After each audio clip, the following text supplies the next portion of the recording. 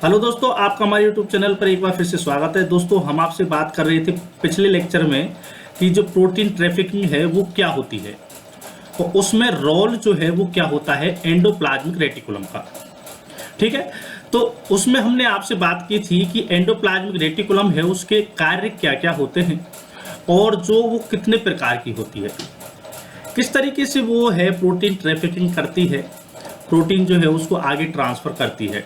तो वहीं पर हमने आपसे ट्रांसलोकेशन की भी बात की थी। चलिए हम आपसे बात करते हैं आगे, हम इस हमारा जो चैप्टर है इसको बढ़ाते हैं।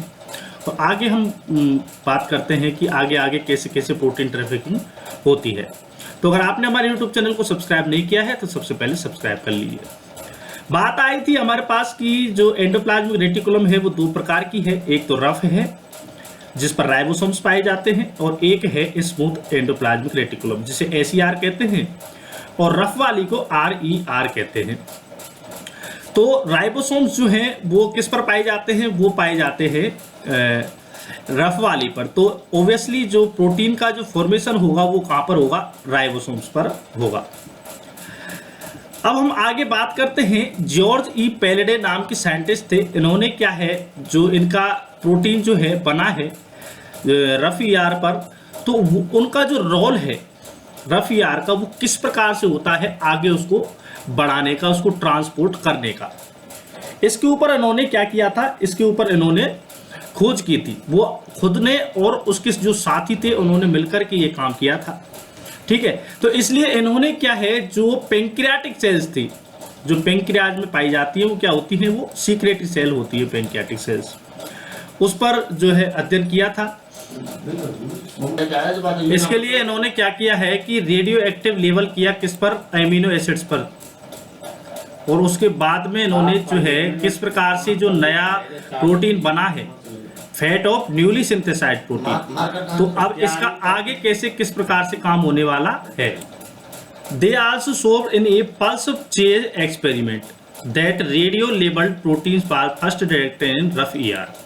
तो इसके लिए उन्होंने क्या है पल्स चेंज एक्सपेरिमेंट किया कि यानी कि आप जिसको एडमिट करते हैं और उसका आपको देखना है कि ये कहाँ कहाँ पर जाता है। भाई किसी अमीनो एसिड पर आपने क्या लगाया, रेडियो एक्टिव लेबल किया। अब आपको ये देखना है कि ये जो अमीनो एसिड जिस पर हमने लेबल लगाया है ये कहाँ से कहाँ तक जा रहा है, लेबल करके अब वो आपको कहाँ कौन सी प्रोसेस में मिलेगा। तो ये क्या है पल्स चेंज experiment.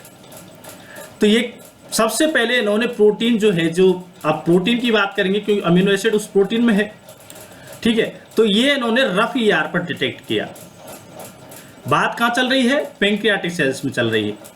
Subsequently radio activity could be tracked in the Golgi apparatus, फिर उसके बाद में वो गोल्जी एपरेटस में गए, फिर सीक्रेटरी वेसाइकल्स में गए, फिर सीक्रेशन हुआ है उनका सरफेस पर जाकर के। तो कहने का मतलब ये है कि नया जो प्रोटीन बना है इसका आगे ट्रांसपोर्ट कैसे होता है, वो पल्स चेंज एक्सपेरिमेंट के द्वारा हमारे सामने इस प्रकार से आया कि नया जो बना है वो रफ ER पर था, आगे वो चला है गोल्जी कॉम्प्लेक्स, वहां से सीक्रेटिव वेसाइकल पर गया है और फिर वहां से वो सेल सरफेस पर गया है। In eukaryotic cells, rough ER is the primary site of protein synthesis that is destined for secretion or incorporation into the ER. Golgi body, lysosomes and Golgi body से फिर lysosome और फिर plasma membrane. Most proteins are translocated into the ER as they are translated on membrane bound ribosomes, जिसे हम को translational protein translocation कहा जाता है। ठीक है, on the other hand proteins that are distant to the nucleus, mitochondria, chloroplast and peroxisomes are imported post translationally. देखिए जो ER पर प्रोटीन बन रहा है वो को ट्रांसलेशनल प्रोटीन ट्रांसलोकेशन कहेंगे, वो जो आगे जिस हिसाब से जा रहा है रफ ER से Golgi complex, secretive vesicle, cell surface. अब देखिए राइबोसोम्स जो है वो माइटोकॉन्ड्रिया के वहां भी पाए जाते हैं, ठीक है, क्योंकि वहां भी फॉर्मेशन होता है, क्लोरोप्लास्ट है वहां भी, पेरोक्सिसोम है वहां भी। तो अब ये जो है इनका ट्रांसलोकेशन होता है जिसे हम पोस्ट ट्रांसलेशनल प्रोटीन या ट्रांसलोकेशन कहते हैं।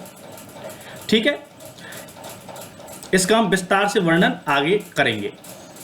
अब हम देख लेते हैं एक जो इमेज है उसके बारे में जान लेते हैं। देखिए, फ्री राइबोसोम्स इन साइटोसोल में जो होते हैं, mRNA से 5 to 3 एंड पर बना है, साइटोसोल में प्रोटीन बन गया। अब यहाँ पर न्यूक्लियस में जाएगा ये, या फिर अब रफियार से जा रहा है, या माइटोकॉन्ड्रिया से जा रहा है, या क्लोरोप्लास्ट से जा रहा है, या पेरोक्सिसोम से जा रहा है प्रोटीन।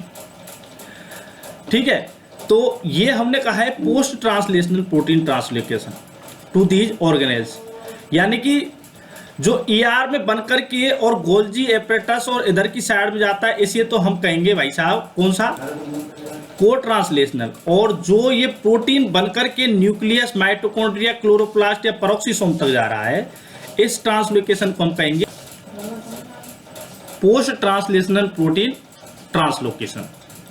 तो इसी के लिए, इस चीज को समझाने के लिए आगे एक हाइपोथेसिस आती है जिसकी बात करते हैं, उसका नाम है सिग्नल हाइपोथेसिस। तो अब हमने इस वीडियो में आपको बताया कि कोड ट्रांसलेशन क्या होता है प्रोटीन का, और पोस्ट ट्रांसलोकेशन क्या होता है। इस चीज को समझाने के लिए एक हाइपोथेसिस दी गई थी जिसे सिग्नल हाइपोथेसिस हम कहते हैं। इसकी दोस्तों हम बात करेंगे अगले वीडियो में। ये किसने दी थी, ये जो मेनली अगर साइंटिस्ट का नाम आता है तो वो गोंटूर ब्लोबेल का नाम आता है, और इसके अलावा जो है डेविड डी सेवेटनी का भी नाम आता है, जिन्होंने इसको 1971 में इस हाइपोथेसिस को हमारे सामने प्रस्तुत किया।